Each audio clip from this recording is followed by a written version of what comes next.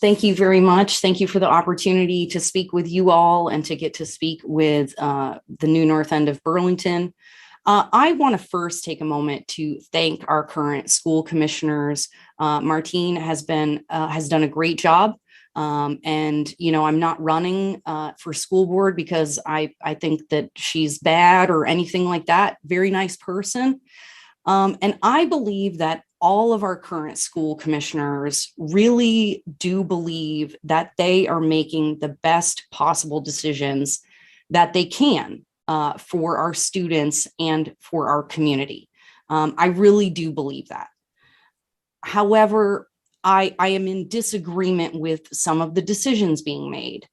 And I think that the city could really benefit from a set of fresh eyes and with some fresh eyes that maybe has a little bit different experience. So as a person who has spent the last 20 years helping small businesses and medium-sized businesses grow, be more efficient, take better care of their employees, grow their benefits, and do all of those things, I think I'm uniquely positioned to really help the school district get a hold of its finances. I've heard several times tonight that the state, that Burlington does not get its fair share of school funding. But Burlington, we spend almost $20,000 per student, over $19,000 per student. And that's more than the rest of the country. I think, except for New York. So New York is the only state where the municipalities on average spend more than Burlington does.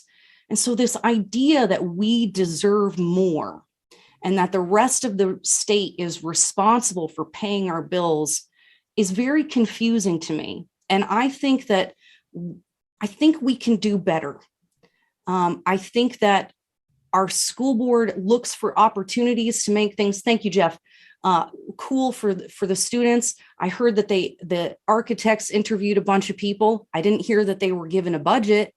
I didn't hear that they were expected to create something within reason that the taxpayers could actually afford. And so it is clear to me now that this is not a lack of funding issue. It seems like this is a lack of creativity, a lack of lateral thinking, and an unwillingness to make really hard decisions like cutting budgets and making sure that line items like health and human services come out of the school budget and go into the state budget of health and human services where they belong, so that we can actually have a real idea of what it takes to educate one of our students. Thank you very much. Thank you. So as an educator myself and an ex-teacher in school, I would love it if both of you could just talk about I'm being on school board and having experience as a business person. Really, there's little connection there. So what can you talk a little bit about your past or your involvement with education? Because we need people in education who know education and can guide education with some knowledge. So I'd love to hear from both of you about that. Ericka, can you take the first question? Absolutely. I definitely think people who understand education should be involved in education, but it's clear that I think it's clear that we do need people who have experience with business. We do need people who can read those budgets, read those audited financial statements, and really dig in and understand those ratios and percentages that people talk about having trouble with. I literally have been doing that for the last 20 years. So I appreciate that. I have not worked in education directly, although I do work with at-risk youth. My husband and I both work with an organization called Catalyst Collective, and we work directly, especially with at-risk youth, to help them find their purpose. So we're really seeing a lot nowadays that people are really struggling emotionally. And especially our young people need to have something to grab onto.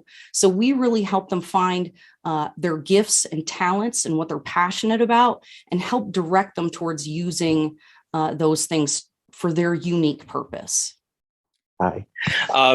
So I want to just ask Martine, I really appreciated your thoughtful answer there about the budget. So this question is really to try and get at to make sure I understood Ericka's comments. Ericka, did you say that you thought that we should reduce the school budget and spend less per pupil, and that's part of your platform? And additionally, I'd like to ask both of you, who, if you have read the most recent diversity, equity, and inclusion report for the school district, and if you could share one thing that you think is most compelling and something that should be of focus for the next cycle of the school board, what would that thing be? And I'd like to start with Ericka.